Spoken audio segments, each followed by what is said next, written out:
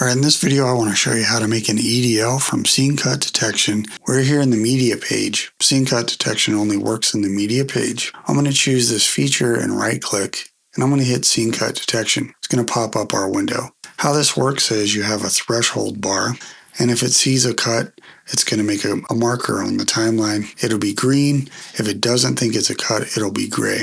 For now, we're just going to hit auto scene detect because I have it pretty low.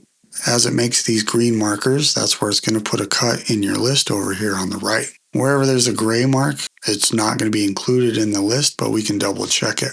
So I'll go ahead and hit stop, and let's just pretend we did the whole feature. We can check these by hitting P for previous, and what we want to do is pay attention to our thumbnails here. The one on the left is the previous frame, the one in the middle is the frame your playhead's on, and the one on the right is your very next frame. So right here, since we have a different looking shot, if I go back one frame with the arrow key, we can confirm that's a cut, and if we keep going forward, the shot continues. Let's try over here where some of these gray lines are. I'm going to put my playhead right here, and I can hit previous or next, but it's only going to go to the green markers. So I'm going to have to come in here and see if there's a cut based on wherever these gray marks are. So there's one right here, and that's definitely a cut. So what we need to do is lower the threshold to include that mark. So I'll move our playhead out of the way. You can see it's gray right here.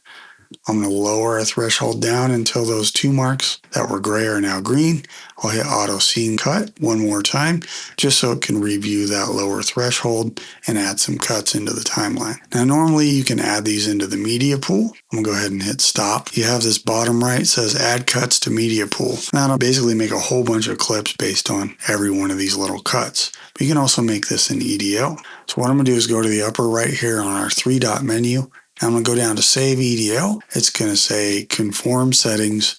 Are you sure you want to use these parameters? Because we set this up in a 24 frame. It's non-drop timecode, and it's asking if it wants to use the embedded timecode from the clip. I'm good with all that, so I'm going to hit OK. Then it goes to wherever you need to save it and gives it the name of the clip. I'm going to hit Save. I already had one in there, so I'll have to overwrite it.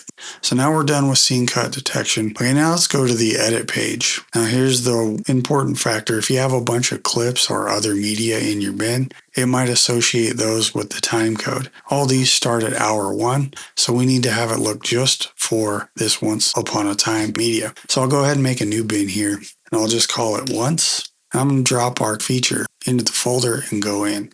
Now here's how you make the EDL conform to the timeline. I'm going to go File, Import, Pre-Conformed EDL.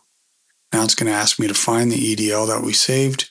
It's right here. I'm going to hit Open, and it gives us a chance to rename it. I'm just going to keep the name and hit OK. Now it's going to ask, where am I looking for the clip that you want me to conform from? I'm going to uncheck Master, use the drop down, go into our Features folder, and select the bin that we just created called Once. I'm going to hit OK, and now you can see we now have a timeline with all those cuts in it. The audio is all one long play piece, which is nice. And now I don't have to do that again with the scene cut detection if I ever wanted to come back and have a EDL version of this timeline.